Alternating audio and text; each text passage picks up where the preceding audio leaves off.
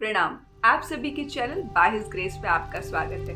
आशा करती हूँ आप सभी कुशल होंगे और जिनके भी जीवन में कोई परेशानी आन पड़ी है, कोई संकट आन पड़ा है, कोई दुविधा आन पड़ी है, कोई रास्ता नजर नहीं आता है, उसके लिए मेरी ईश्वर के चरणों में प्रार्थना है कि सभी के संकट भगवान दूर करें और अपनी कृपा का वरद हस्त सदैव हम सभी के ऊपर बना रहे। तो आज की वीडियो का हमारा जो विषय है वो है ओम नमः शिवाय महामंत्र। हम सभी जानते हैं भगवान शिव का जो पंचाक्षरी मंत्र है नमः शिवाय, ये कितना अधिक प्रभावशाली है और भगवान शिव के जो भी भक्त हैं उनकी जीवा पर यह ओम नमः शिवाय महामंत्र का जप निरंतर चलता ही रहता है। तो आज हम बात करने जा रहे हैं कि इस महामंत्र की उत्पत्ति कैसे हुई और जो हमारा शिव पुराण है उसमें इस महामंत्र की महिमा के बारे में क्या बखान किया गया है, क्या कहा गया है, इसकी कितनी महिमा है इस मंत्र की। और जो भी साधक हैं जो इस मंत्र का जप करते हैं उनको भगवान शिव की कैसे अद्भुत कृपा की प्राप्ति होती है, उस मंत्र को कैसे जपना चाहिए जिससे अधिक से अधिक आप इसकी सूक्ष्म शक्तियों को जागृत करके और अधिक लाभ ले सकें और भगवान शंकर का, भगवान भोले का आपको सामर्थ्य प्राप्त हो। क्योंकि हम सभी इस मंत्र का जाप तो करते हैं पर हमें ये नहीं ज्ञात है कि इस मंत्र की उत्पत्ति कैसे हुई, तो ये जान लेना भी बहुत जरूरी है। और जिनके भी इष्ट भगवान शिव हैं और जिनके नहीं भी हैं तो सनातन परंपरा के अनुसार आपको ये ज्ञात होना ही चाहिए।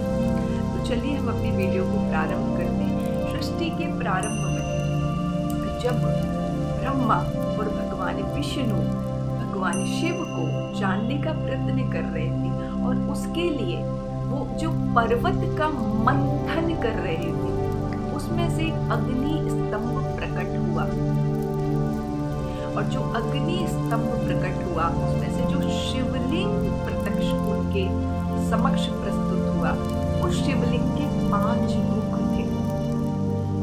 उस शिवलिंग के 5 मुख थे क्योंकि भगवान शिव का जो प्रथम स्वरूप है वो लिंग का ही स्वरूप है जिसे हम शिवलिंग कहते हैं, वही इस सृष्टि का आधार है। तो शिवलिंग के 5 मुख हुए, उसमें से सबसे पहले जो अक्षर प्रकट हुआ वो अक्षर, वो नाद था ओम का नाद, जिसे हम प्रणवा अक्षर कहते हैं, जिसे हम सृष्टि का नाद कहते हैं, जिसे हम ओमकार कहते हैं।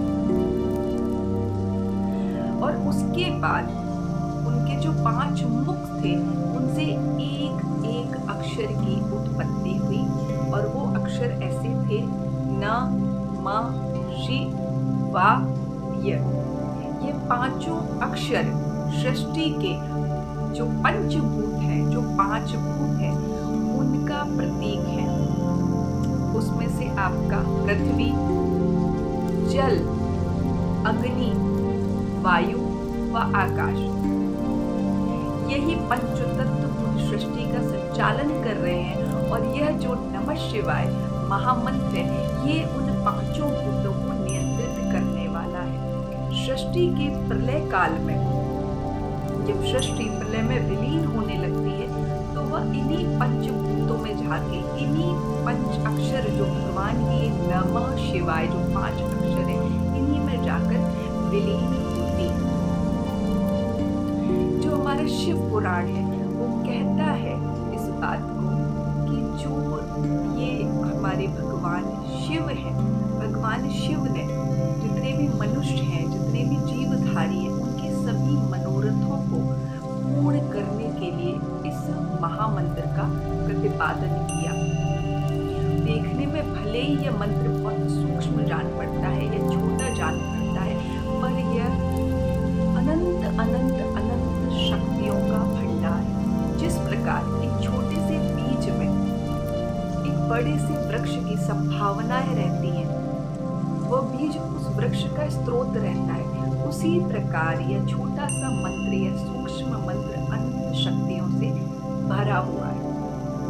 अब हम बात करते हैं इस मंत्र के जो ऋषि हैं वो कौन है। इस मंत्र के जो ऋषि हैं वो है वामदेव और इसके जो देवता हैं वह स्वयं शिव है। और जब यह मंत्र है नमः शिवाय, इसे हमेशा ओम के साथ ही प्रयोग किया जाता है। तो यह वैसे तो इसे पंचाक्षरी मंत्र कहा जाता है, क्योंकि नमः शिवाय यह 5 अक्षरों से बना हुआ है। पर जब इसमें ओम लग जाता है तो ये षडाक्षर मंत्र हो जाता है, यानी कि 6 अक्षर वाला मंत्र।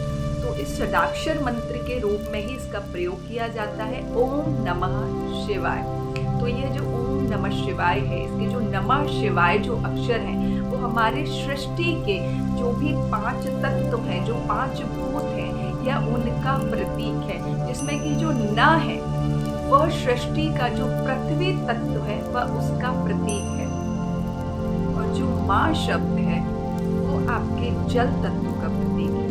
इसके बाद आता है शिव, जो शी है वो आपके अग्नि तत्व का प्रतीक है। इसके बाद आता है वा जो है वो वायु तत्व का प्रतीक है। और इसके बाद आता है य, जो य है वह आकाश तत्व का प्रतीक है। इस प्रकार जो 5 अक्षर हैं नमः शिवाय, वह क्रमशः पृथ्वी, जल, अग्नि, वायु व आकाश तत्व के प्रतीक है। शिव पुराण के अंतर्गत जब माता पार्वती ने भगवान शिव से लोक कल्याण हेतु यह प्रश्न किया कि ऐसा कौन सा मंत्र है जिनसे मनुष्यों का कल्याण हो सके, मनुष्य को किस मंत्र का, जो जीवात्मा है उन्हें किस मंत्र का आश्रय लेना चाहिए, तब भगवान शिव ने इस ओम नमः शिवाय मंत्र के बारे में माँ को बताया। और सबसे पहले भगवान शिव ने यह मंत्र ब्रह्मा जी को बताया था। तो इस प्रकार ओम नमः शिवाय जो मंत्र है यह अद्भुत शक्तियों का भंडार है। और जो भी साधक इस मंत्र का जप करता है उसके समस्त पाप का नाश होता है, उसकी मुक्ति के मार्ग खुलते हैं, और इसके साथ ही उसको लौकिक व परलौकिक दोनों प्रकार के सुख मिलते हैं। और भगवान शिव की कृपा तो प्राप्त होती ही होती है, उनका सायुज्य उनका सामिप्य तो प्राप्त होता ही होता है, उसके साथ ही साथ उसको मोक्ष भी प्राप्त होता है। और ये भी माना जाता है जो भी मनुष्य निरंतर ओम नमः शिवाय मंत्र का जप करता है उसको मृत्यु उपरांत शिवलोक की प्राप्ति होती है। और यहाँ तक कि स्कंद पुराण में ये भी कहा गया है कि जो भी मनुष्य ओम नमः शिवाय का जप करता है, जिसके हृदय में ओम नमः शिवाय का वास है, उस जीव को यज्ञ, दान, तप आदि की क्या जरूरत है। जो इस मंत्र का आश्रय लेता है, जिसके भी हृदय में यह मंत्र विराजा हुआ है, वह स्वयं किसी संत और देवताओं जैसा हो जाता है, और उसको समस्त शक्तियां, समृद्धियां, ऐश्वर्य भगवान की कृपा से सहज ही मिल जाता है। अब हम बात करते हैं इस मंत्र का जप कैसे करना चाहिए। इसके लिए बहुत ज़्यादा कोई नियम, कोई विधान नहीं है। इस मंत्र का जप आप कभी भी कर सकते हैं, पर इसकी भगवान शिव की और इस मंत्र की जो सूक्ष्म शक्तियाँ हैं उनको जागृत करने के लिए आपको हृदय की शुद्धता, आपकी आत्मा की पवित्रता होना बहुत ज़रूरी है। और यदि यूँ कहिए यदि नहीं भी है तो जब करते करते आपके हृदय की, आपकी मलिनता स्वयं दूर हो जाती है। प्रतिदिन नित्य कम से कम 108 बार इस मंत्र का जप करना चाहिए, अर्थात 1 बार। और इसके पुष्चरण के लिए ऐसा माना जाता है जब कोई भी जीव, कोई भी मनुष्य 5 लाख जप नमः शिवाय मंत्र के कर लेता है तो उसे समस्त प्रकार की सिद्धियां स्वयं ही मिल जाती हैं। कोई ऐसा ज्योतिष का ज्ञान, कोई ऐसा वास्तु का ज्ञान, कोई ऐसा शास्त्रों का या वेद का ज्ञान नहीं है जो नमः शिवाय मंत्र के जो भी आश्रित, जो भी साधक है उसको ना मिले। सब कुछ उसे सहज ही उपलब्ध होता है। सबको सृष्टि का ज्ञान, उसे आत्मज्ञान जिसे आप कहते हैं, उस व्यक्ति को प्राप्त होता है। तो आपको निरंतर प्रतिदिन 108, कम से कम 108 बार इसका जप करना चाहिए। और यदि आप इसका पुष्चरण करने चाहते हैं तो कम से कम 2 घंटे प्रतिदिन आपको इस मंत्र का जप करना चाहिए। और जो भी लोग नमः शिवाय मंत्र को प्रारंभ करने जा रहे हैं या अभी तक जिन्होंने भी ये जप नहीं किया है, उनके सबसे सुंदर समय है जो कि सोमवार आता है। अब जैसे कि श्रावण मास है, अभी वो निकल चुका है, वरना श्रावण मास का जो प्रथम सोमवार होता है आप उससे नमः शिवाय मंत्र उठा सकते हैं। मास में जो चतुर्दशी भगवान का जो प्रदोष व्रत आता है वह भगवान का ही दिन है। आप उस दिन से इस मंत्र का जब उठा सकते हैं, या जो भी शुभ तिथियां आती हैं जैसे कि एकादशी है, कई बार सोमवार वाले दिन एकादशी पड़ती है, अत्यंत शुभ समय है। आप ऐसे समय से भी, या शुक्ल पक्ष की जो प्रतिपदा आती है, आप उस दिन से भी नमः शिवाय का जप करना प्रारंभ कर सकते हैं। इस जप को करने से आपको समस्त ग्रहों की शांति होती है, और जिस घर में भी इस मंत्र का जाप किया जाता है उसमें सकारात्मक ऊर्जा का प्रवाह होता है। उसके साथ ही साथ आपके घर में जितने भी वास्तु दोष हैं उनका नाश होता है, और जितने प्रकार के आपके शरीर में आदियां व्याधियां रोग हैं उनका भी शमन होता है।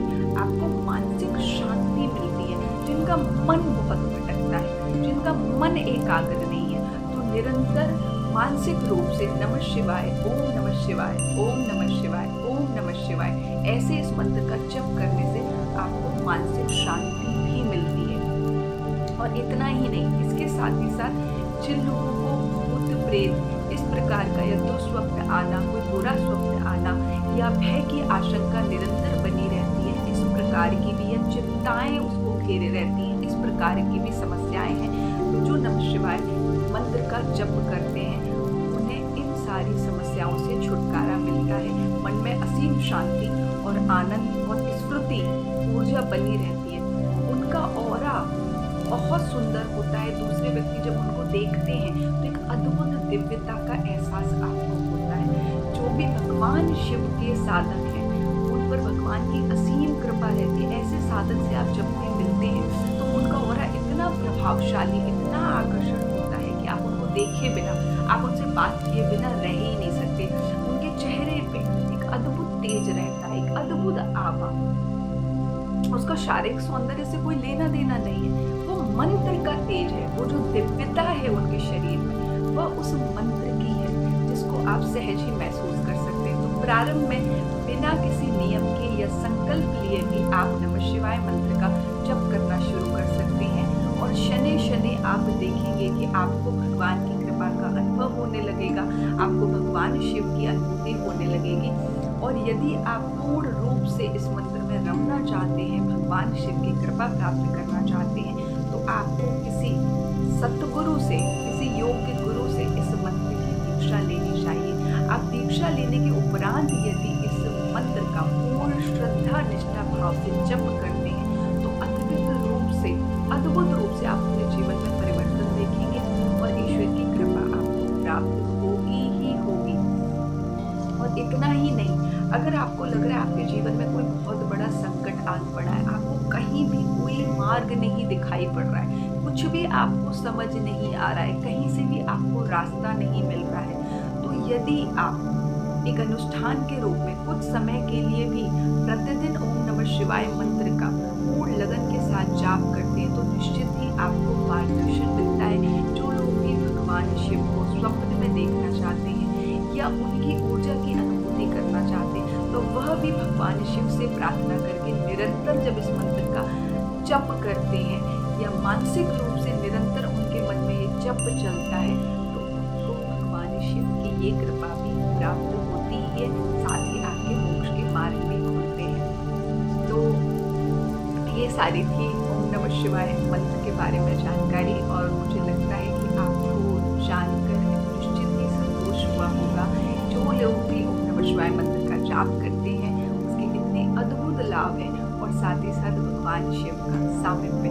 तो मैं आशा करती हूँ आपको ये वीडियो अच्छी लगी होगी, और बहुत हृदय से धन्यवाद देना चाहती हूँ मेरे साथ जुड़ने के लिए, आपकी इस दिव्य उपस्थिति के लिए। जिनको भी ये वीडियो अच्छा लगा वो इसे लाइक करें, अधिक से अधिक लोगों को शेयर करें, उनके जीवन में भी वो चेतना की जागृति हो सके, ईश्वर के प्रति वो समर्पण हो सके। और जो लोग पहले से भगवान शिव को समर्पित है या कोई भी उनके इष्ट उनको समर्पित है, तो उनकी निष्ठा और दृढ़ हो, उनका विश्वास और भी अधिक दृढ़ हो। ऐसे भाव के साथ मैं आप सभी को एक बार पुनः धन्यवाद देना चाहूँगी, और जिन्होंने भी ये चैनल सब्सक्राइब नहीं किया, अगर आपको अच्छा लगे तो इसको सब्सक्राइब ज़रूर करिए। नमः शिवाय।